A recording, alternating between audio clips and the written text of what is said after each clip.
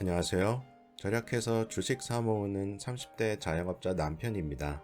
저는 중고등학교를 다닐 때 집이 많이 어려워져서 아주 가난하게 자랐습니다. 그래서 절약이라는 개념이 없을 때부터 돈을 아껴야 한다는 생각이 몸에 아주 깊이 박혀 있었던 것 같아요. 학교에서 친구들이 매점에 가서 빵 사 먹고 아이스크림 사 먹을 때 저는 돈이 없어서 12개 들어있는 500원짜리 목캔디 한 통을 사서 일주일 동안 나눠 먹곤 했습니다. 어쨌든 제가 이렇게 살면서 30대가 되었고 나름 주변 사람들을 관찰하면서 절약을 잘 못하고 돈을 잘 모으지 못하는 사람들의 특징을 한번 분석해보고 5가지로 정리해보았습니다.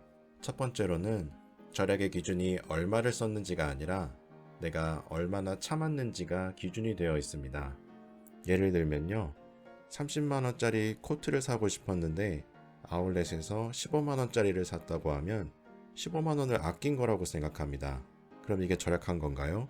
아니죠. 그냥 15만원 쓴 거입니다. 내 욕구는 100인데 내가 절제력을 발휘해서 욕구를 50에 타협했으면 50을 절약했다고 스스로 생각하는 겁니다. 진짜 절약은 이 코트가 나에게 정말 필요한지 이 가격만큼의 가치를 가지고 있는지를 고민하는 게 절약이죠. 이런 사람들의 특징은 크고 묵직한 소비는 잘 안 하는데 자잘하게 5만원, 10만원 돈을 많이 써서 결국 총 액수는 비슷해지게 되는 그런 사람들입니다. 두 번째는 스스로에게 관대하고 합리화할 내용을 먼저 찾습니다.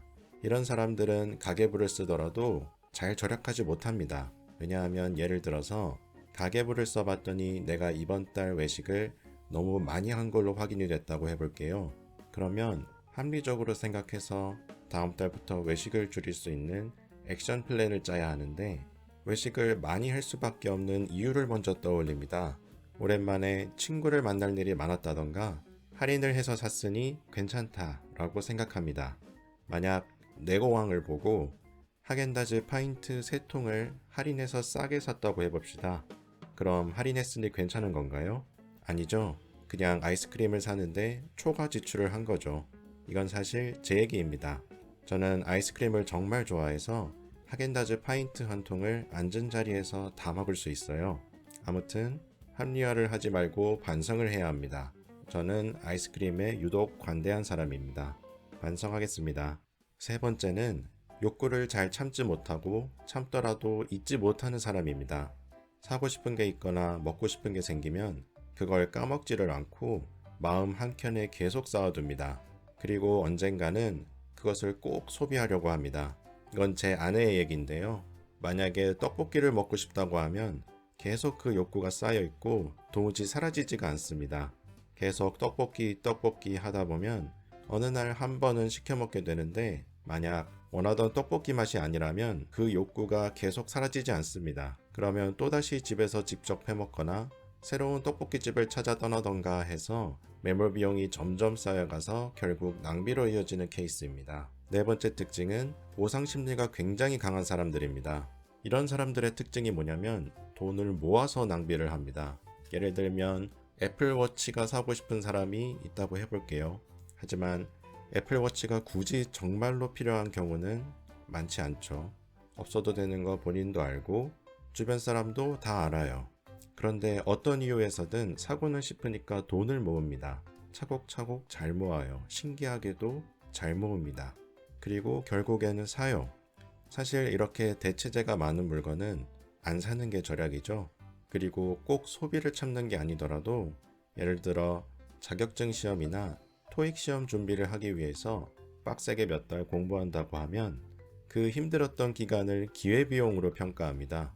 그래서 시험 끝나고 나면 어디서 값비싸고 맛있는 걸 먹던가 여행을 가던가 합니다. 이런 사람들은 소비를 한 번에 몰아서 폭발적으로 하는 경향이 있습니다.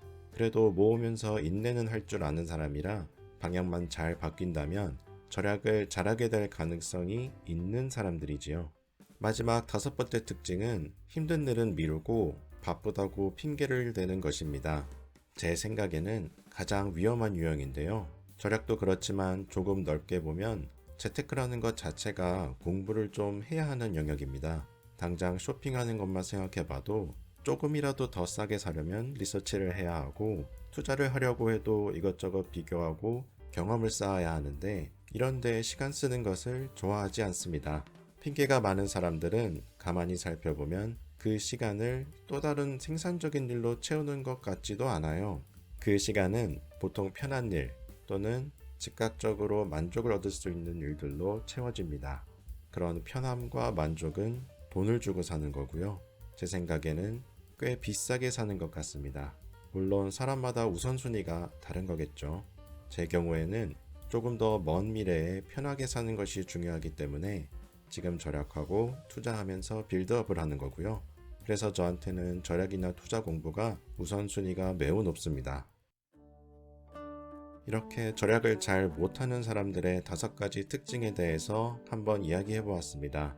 이거를 다 지키면서 살면 너무 인생이 각박하지 않냐고 생각하실 수도 있겠습니다.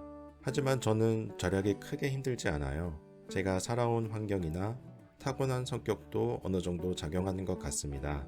그렇지만 제 아내는 아마 저 같은 인간을 만나서 좀 힘들었을 수도 있어요. 그래도 지금은 잘 적응해서 저희 자산이 차곡차곡 늘어나는 것에 저희 둘 다 보람을 많이 느끼고 있습니다.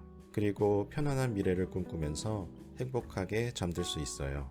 제가 절약은 가치 평가를 하는 것이라고 다른 영상에서 얘기한 적이 있습니다. 단기적인 만족이 아니라 장기적인 행복과 성장을 우선순위로 둔다면 절약이 내가 힘을 들여서 해야 하는 일이 아니라 일상처럼 될 거라고 생각합니다. 오늘 내용은 저의 주관적인 생각임을 꼭 명심해 주시고 다른 의견이 있으시면 댓글로 남겨주세요. 그럼 오늘도 시청해 주셔서 감사합니다.